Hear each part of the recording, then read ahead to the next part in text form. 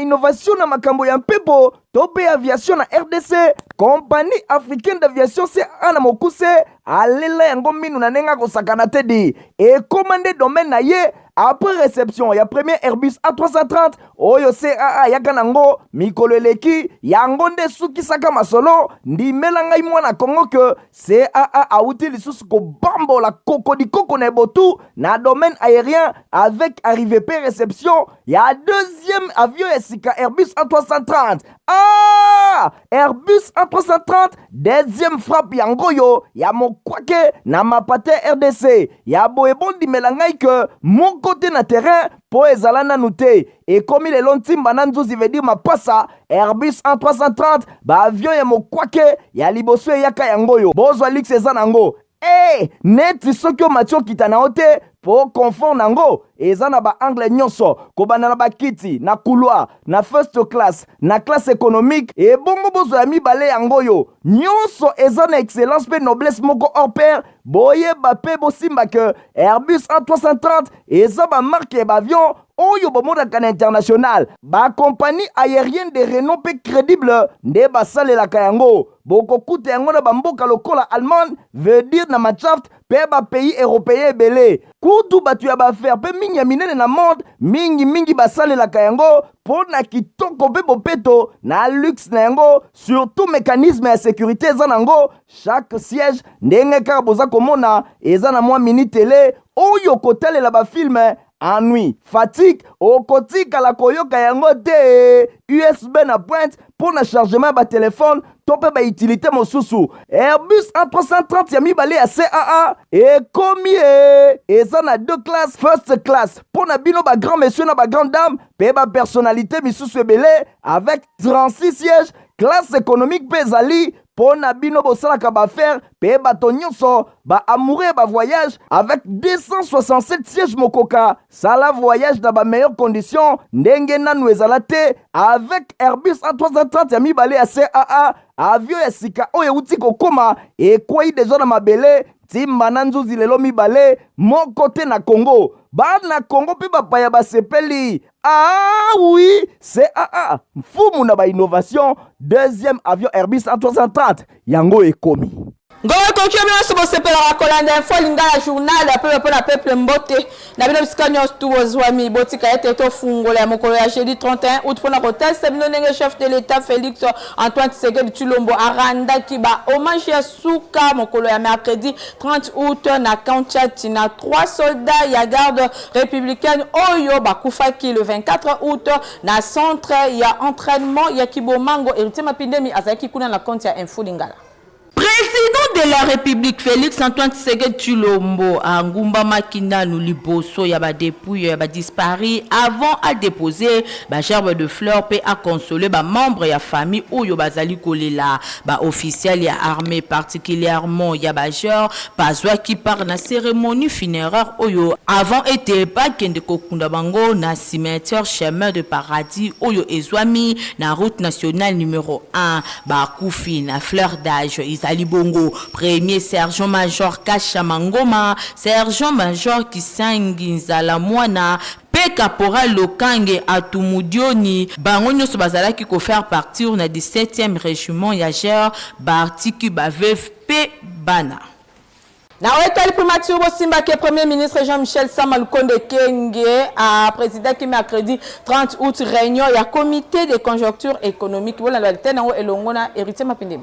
Premier ministre Jean-Michel Sama Lukonde Kenge a présidé qui mercredi 30 août 2023 traditionnelle réunion ya comité ya conjoncture économique où ba passa qui en revue situation économique ya mboka na ba différentes facettes na yango ndenge ministre d'État en charge ya budget Aimé Boji où asala qui compte rendu ya réunion où liboso ba panzisango alobi boye ezali ko s'observer léger relèvement ya activité économique na niveau international essentiellement na secteur automobile yango ezali pe connoté baisse ba prix ya principaux produits miniers pe exportation na République démocratique du Congo na niveau national précisément na secteur ya ba télécommunication ministre d'État Aimé Boji Sangara a talisi que PTC autorité ya régulation ya poste pe télécommunication ya Congo a annoncé ba suite ba problème na mboka oyo ezali sur le plan en téléphonie mobile arrivé à bateau na bamai ya Afrique Ouest yango ko procédé mingi na mikolo ezali koya na réparation ya câble ya fibre optique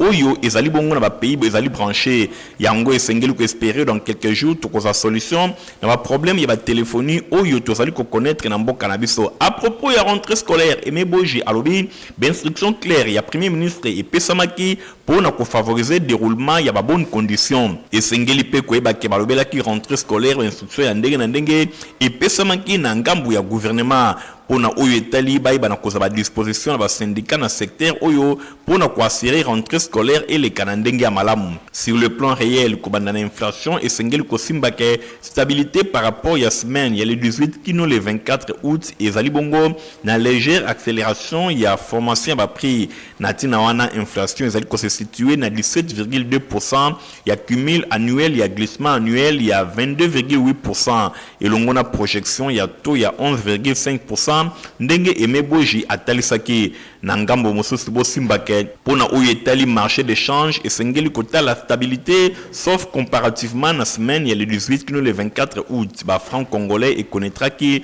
légère dépréciation et s'échangea qui na 2460 francs congolais pour na $1 américain na titre indicatif pe na marché parallèle ba comme na 2005 francs congolais pour na $1 américain. Pour na oyo etali ba réserve ya échange esengeli kotumba légère augmentation ba réserve ezali ko se situer na 4,7 milliards de dollars américains oyo ezali ko représenter environ 2,6 semaines d'importation ba bien payé ba service ndenge ministre d'État Aimé Boji asukisaki.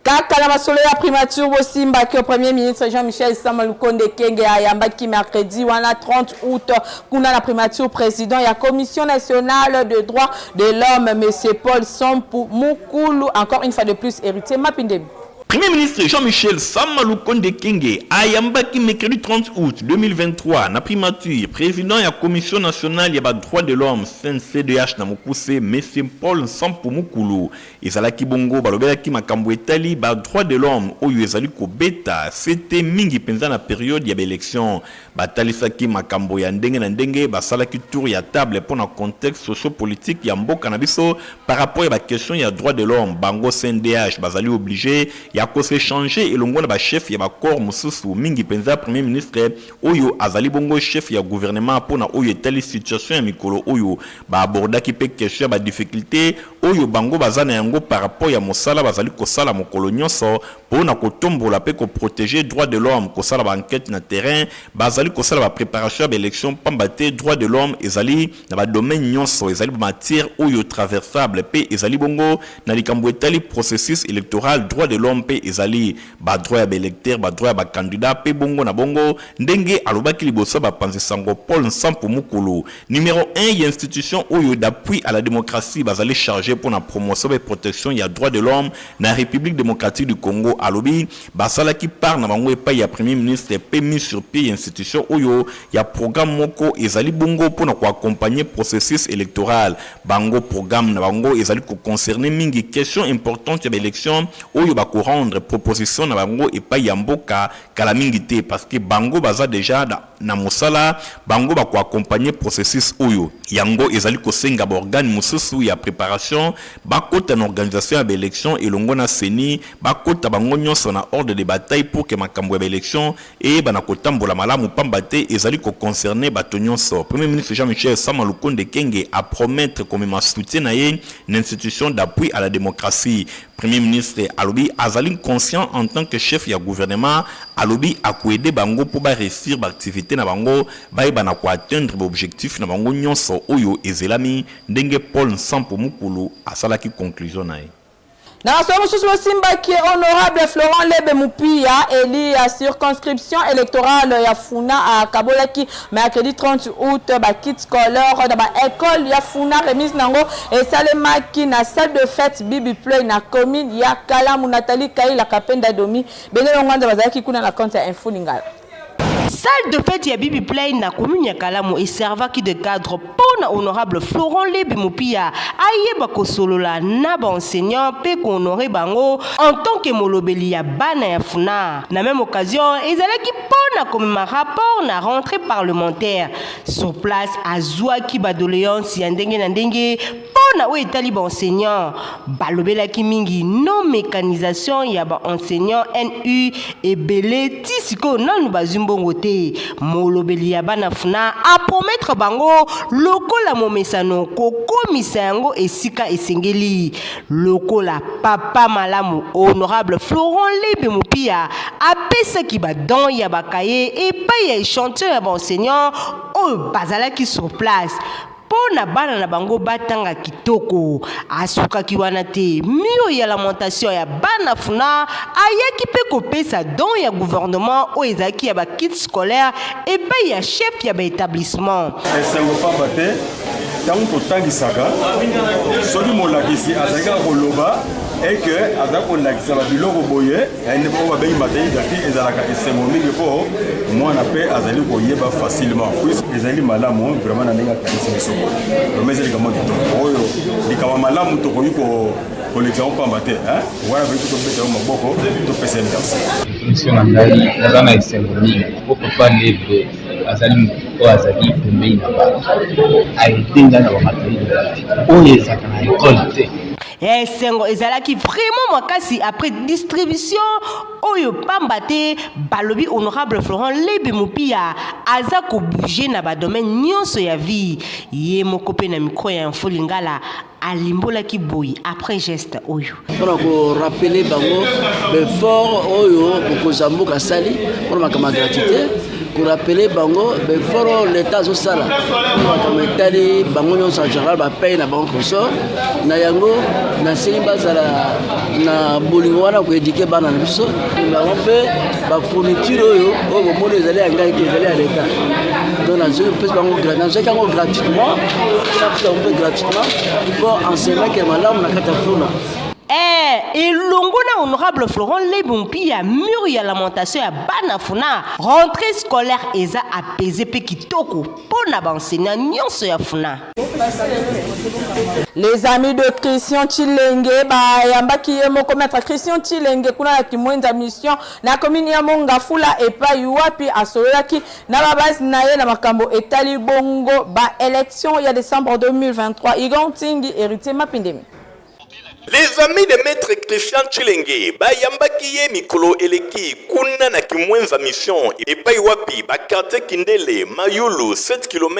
pe kimwenza 3 bango nyonso basanganaki po na kotalisa eloko nini ye azana yango lokola vision ya développement po na bisika oyo totangeli bino ayambamaki kitoko ndenge kaka bino moko bozali komona na mbala moko azwaki maloba po na kotalisa eloko nini ye abongisi po na bana ya quartier oyo na commune ya Mongafula. Maître Christian Chilenge atalisi ke esengeli bayeba na kotalela ye pamba te ayebi ba difficulté nyonso population azalaka na yango likambo etali sécurité banzela pe likambo etali ba érosion oyo tango nyonso ye abundaka pona yango pe apesaka rapport bisika esengeli po ete population bavandi kotoyo bayeba na kozala bongo na kimia. Échange ezalaki vraiment kitoko entre Maître Christian Chilenge et longona ba base na ye les amis de Christian Chilenge nyonso elekaki vraiment kitoko basepelaki na vision na ye pe alobi na bango ye azali bongo moko ya ba candidat pour na élection ezali koya esengeli population vraiment bayeba na kotalela ye oyo ayebi difficulté na bango yende akolobela bango bosimbaki na sima ya ba échange ye moko Maître Christian Chilenge soso ya mboka matembele ya simandako aprécisaki boye na micro ya Info Lingala. Lelo nayaki kosolola na bandeko ya 3 maisons. D'abord un pour na koyebisa bango biso population nyonso ya Kindele, Kimbondo, Kimwenza 3 maisons. Topesa merci na mokonzi ya mboka Papa Félix Tshisekedi Tshilombo pour na ndenge ya réhabiliter nzela. Message ya liboso ezalaki yangwana, message ya mibale ezalaki koyebisa bango ke nga nazali mwana ya mabele matembele ya simandako na ye koyebisa bango ke nazali candidat na députation nationale et que bango ba soutenir ngai poto memba ba projet ya quartier na biso 3 maisons liboso. Bosimbake maître Christian Tshilenge azana bosenga ya confiance ya population ya monga fula pambate tango nyonso a défenda bango na likambo etali banzela ba érosion po na likambo etali développement ya contre na bango soki ba pesi confiance e kozalelo komoko malamu population balobi miso na bango ezali kaka epa ya maître Christian Tshilenge bayebi misala o ya sala.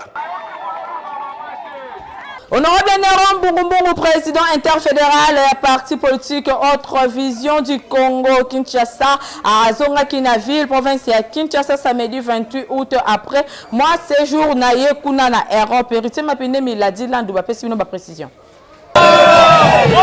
Nasima ya Mobembo auti kosala na mikili ya poto honorable Néron Mbungu azongi na ville ya Kinshasa depuis week-end eleki na bokomi na ye na quartier général na ye ezwami na avenue Mbamba Kilenda numéro 21 na quartier de la paix na commune ya Kisenso fumwabanga moyo azwaki pe ba honneur ya la police pemba la moko na sima ya losambo ya honorable Néron Mbungu ayambaki ba nouveau diplômé ya complexe scolaire Mama Pemba oyo bazalaki na esengo makasi liboso na ndenge bazwi ba diplôme na bango.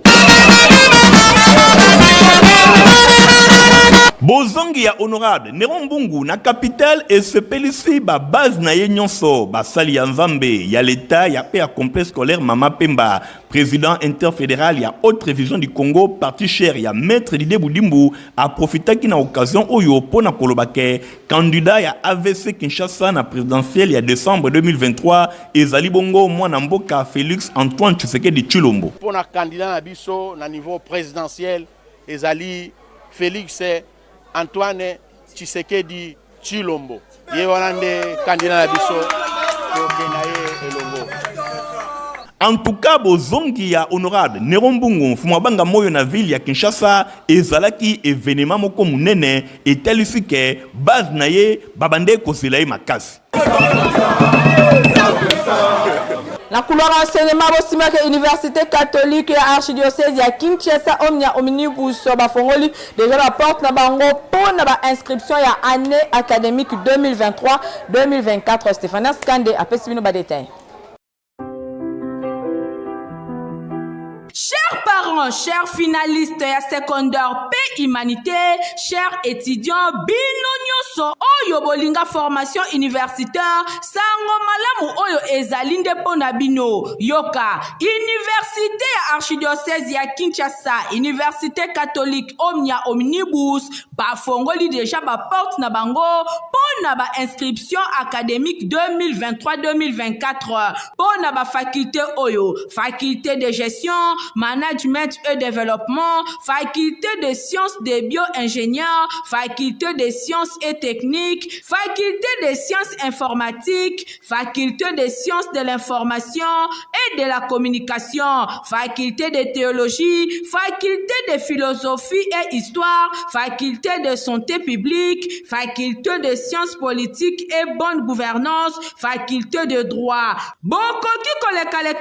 na basit na bango oyo pona kozwa ba formulaire ya ba inscription pe ko déposer ba dossier na bino na rigini kuna pe ezali ba bureau administratif na bango soki ozali kaka na rond-point Ngaba tuna paroisse catholique Reine des Apôtres ozali mobimba na omnia omnibus na commune Yangalema référence Kitambo magasin otuni paroisse Saint-Jean 23 na grand séminaire théologique na commune ya Kitambo référence centre catholique Nganda grand séminaire philosophie Saint-André Kagwa na commune ya Kasavubu site ya Sayo référence ex-IFAD bokanisi esili ten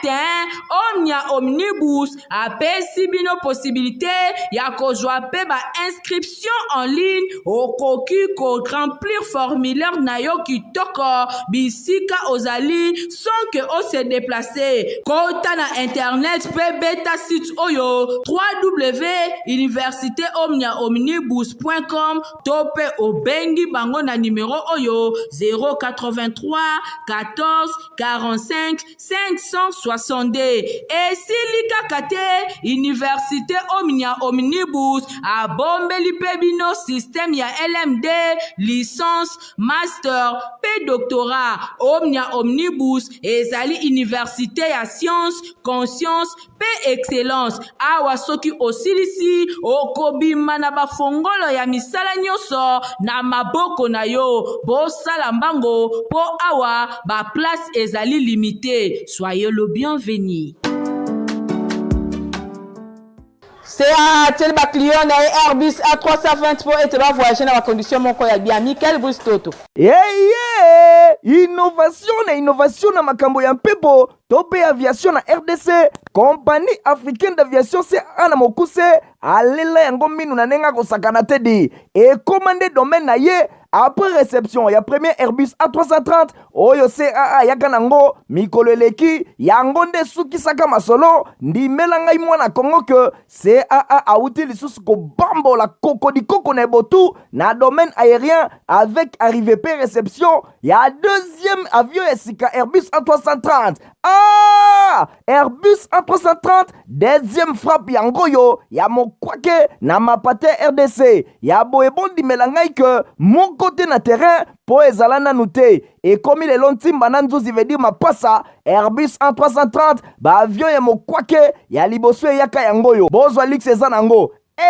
neti soki matio kitana ote po confort nango eza na ba angle nyonso kobana na bakiti na couloir na first class na classe économique et bongo bozo ya mibale yango yo nyonso eza na excellence pe noblesse moko hors pair boye bape bosimba ke Airbus A330 eza ba marque ba avion oyo bomodaka na international ba compagnie aérienne de renom pe crédible nde basalelaka yango bokokuta yango na bamboka lokola Allemagne veut dire na Machaft pe ba pays européen belé kutu batu ya bafaire pe mingi ya minene na monde mingi basalelaka yango po na kitoko pe bopeto na luxe na yango surtout mécanisme ya sécurité eza nango chaque siège ndenge kaka boza komona eza na mwa mini télé oyo kotalela ba film ennui, fatigue, okotika la koyoka yango te USB na pointe pour le chargement ba téléphone tope ba utilité mosusu Airbus A330 ya mibale ya CAA et komi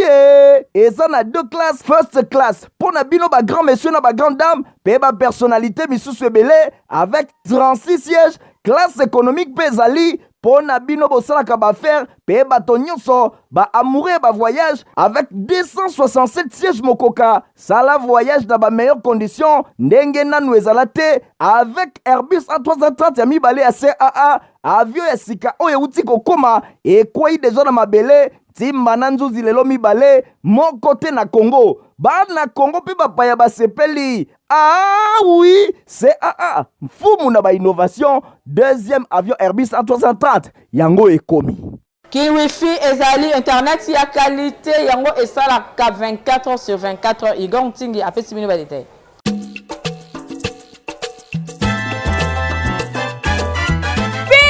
Fini makambo ya kokende kosomba mega na coin po eza perte ya pamba boyo kelanga eloko oyo kin wifi eye pona ko résoudre ba problème na bino nyonso na oyo etali internet ba memeli bino internet ya haut débit fixe par satellite partout na République démocratique du Congo ata na fin fond kuna même na bozoko toujours na vitesse ya nyama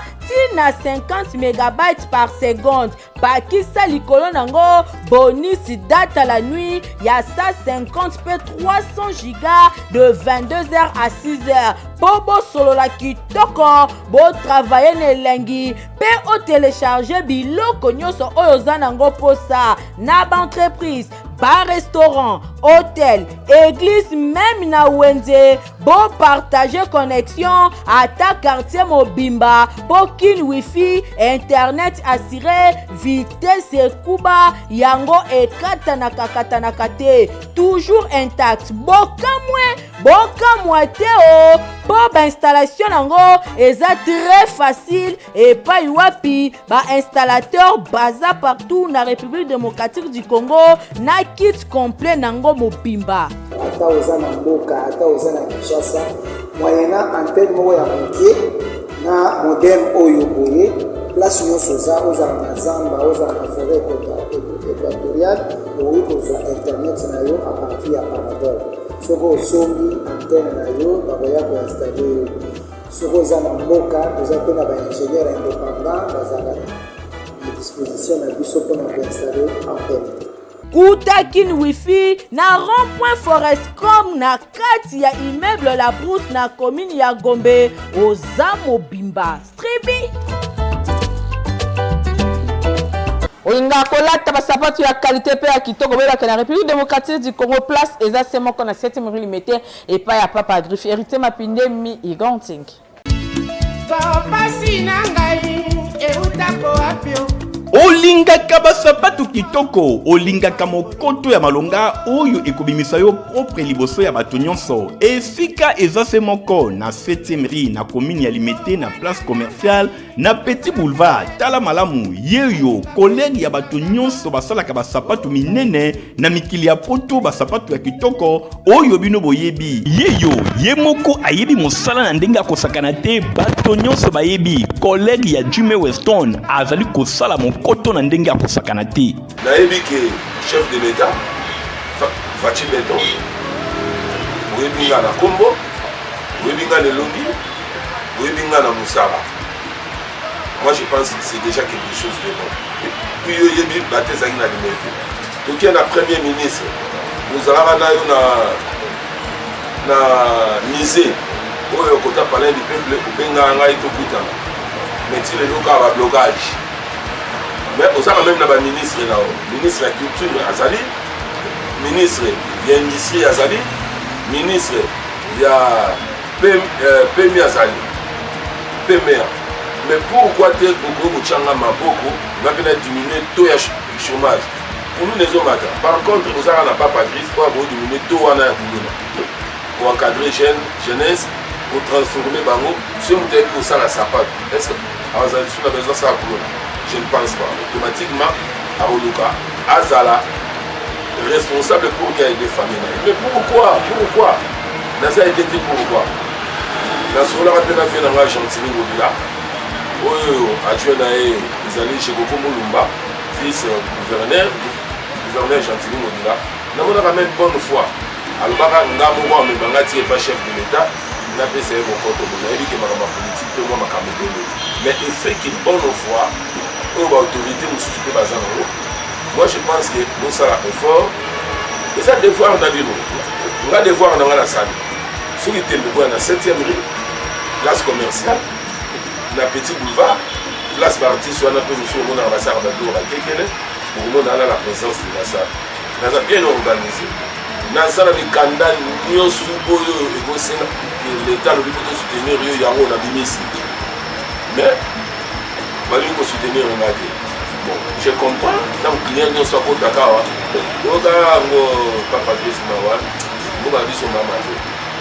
on va soutenir Rio. Il faut Simba Science. Maintenant, dans Simba Science, on a vu la matin. Donc, je suis Ria Awa. Aux ala au sala fête, au dia batunion sur la fête, la tara testa Awa. Aux ala au mariage, la tara Awa. Aux ala sapat qui a mon nez, le colocol à il. Il y a un ordinaire comme un roi et mort. De Kokao. Ozala o lokwa emoro onge koma bolite lokola il yaka na osala na saka réparation na saka fabrication donc na yebi musala comme il se doit otaki bater ça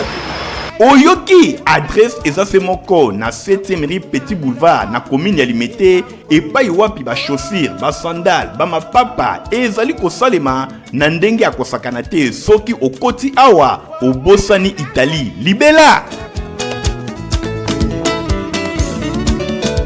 Dans un communiqué nécrologique, moko awa bolanda lecture nango.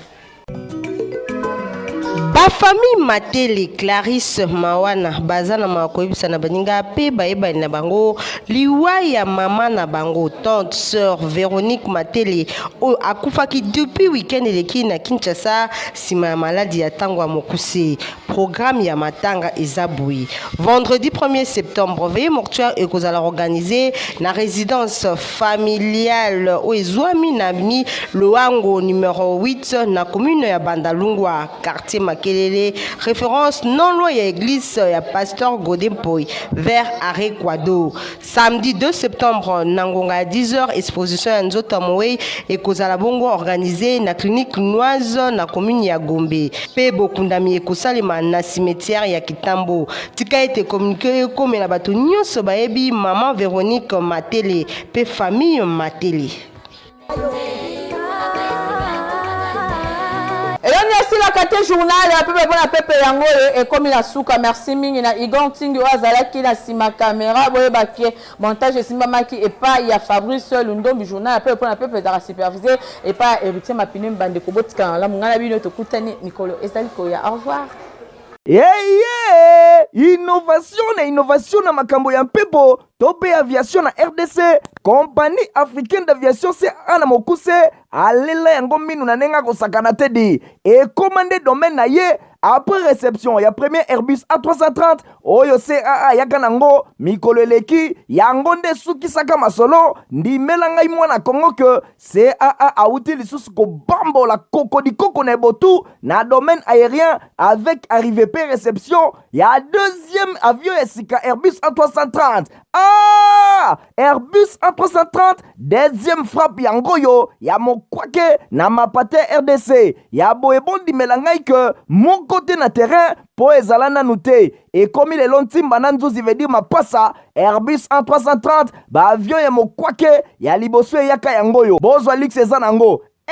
neti soki o matio kitana ote po confort nango eza na ba angle nyonso kobanda na bakiti na couloir na first class na classe économique et bongo bozo ya mibale yango yo nyonso eza na excellence pe noblesse moko hors pair boye bape bosimba ke Airbus A330 eza ba marque ba avion oyo bomodaka na international ba compagnie aérienne de renom pe crédible nde basalelaka yango bokokuta yango na bamboka lokola Allemagne veut dire na Machaft pe ba pays européen belé kutu batu ya bafaire pe mingi ya minene na monde mingi basalelaka yango pona kitoko pe bopeto na luxe na yango surtout mécanisme ya sécurité eza nango chaque siège ndenge kaka boza komona eza na mwa mini télé oyo kotalela ba film ennui, fatigue, okotika la koyoka yango te USB na pointe pour na chargement ba téléphone tope ba utilité mosusu Airbus A330 ya mibale ya CAA et combien eza na deux classes first class pour na bino ba grand monsieur na ba grande dame pe ba personnalité misusu ebele avec 36 sièges